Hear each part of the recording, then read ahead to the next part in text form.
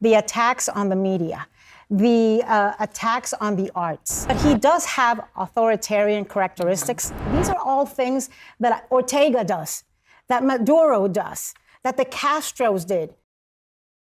Let's hop into a very spicy CNN panel debating Donald Trump and his dictatorial tendencies in his failed second administration. So if you can, first leave us a like on the video. It really helps the channel out. And let's get right into the discussion. Like and subscribe and follow my dad on Instagram. But he does have authoritarian characteristics that I think are far more troublesome.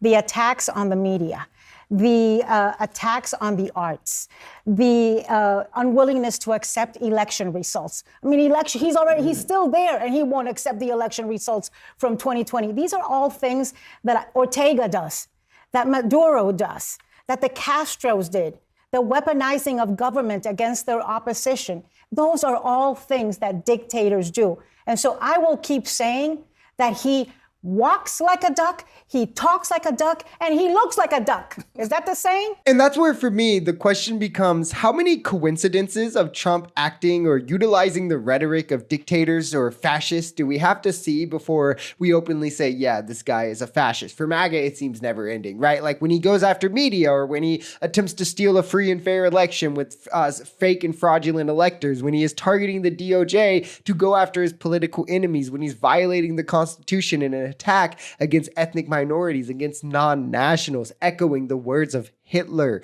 threatening to ethnically cleanse a population from Gaza. How many of these oopsies needs to happen before MAGA stops blaming like the deep state or Joe Biden? Honda's expanding their plant. Volkswagen is expanding. Within 6 months. Ford just said today that they're raising prices. They're raising prices and laying people off. But you know why? Because Ford builds some of their stuff in Mexico and in Canada. But the Europeans and the Japanese are coming to America to create jobs. 1 second. Just two. Ford's losing Canadian jobs and Mexican jobs. Two fundamental questions. You do realize that there's no such thing as a fully American-made vehicle, because even the big three utilize pieces from Mexico and Canada. Therefore, the price is going up. What about Tesla? But what I want to...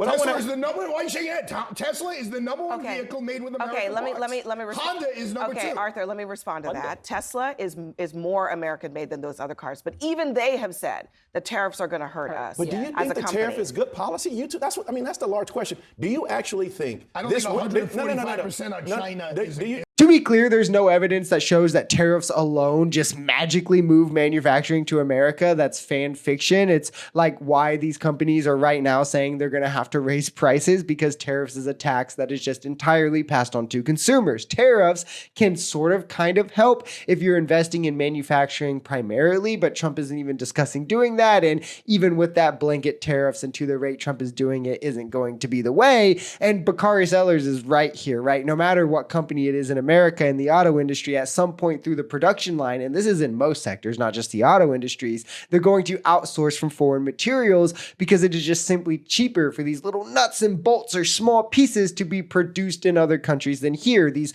wouldn't even represent good paying jobs here. If we did move them, there's no incentive to want to do so, nor would we want our labor force to be taken up primarily by work that is that menial versus much more innovative and productive profit driving work. Republicans, like a lot of other Americans, are incredibly afraid of Donald Trump and the hell that will rain on them. We actually heard Susan Collins. No, not Collins. Murkowski. Lisa Murkowski. I confuse them as well. Lisa Murkowski say that just a few weeks ago. Look at what's happening to Tom Tillis, the senator, because he's saying he refuses to vote for Ed Martin. But you understand, when people say they're afraid of Donald Trump, they're afraid of the electoral consequences of going against him. That is because the electoral results are fundamentally based on people's votes. But the fear is... People are, whether you like it or not... No, what they're scared of is the money and the influence that these people can weigh against them for just disagreeing with them, right? In an effort to silence all dissent. With Trump and Elon's bankroll, Elon owning X and having the litany of influencers like the Daily Wire, Charlie Kirk, Laura Loomer, who are all ready to run a smear campaign on you in a moment of minutes. Look at who they've moved out of the Trump administration, the NSA officials, Mike Waltz, right? Because the Republican Party has just become a cult where the only thing that matters is one thing. At the end of the day, you support Donald Trump. And when the time comes, you shut your mouth and you do it proudly.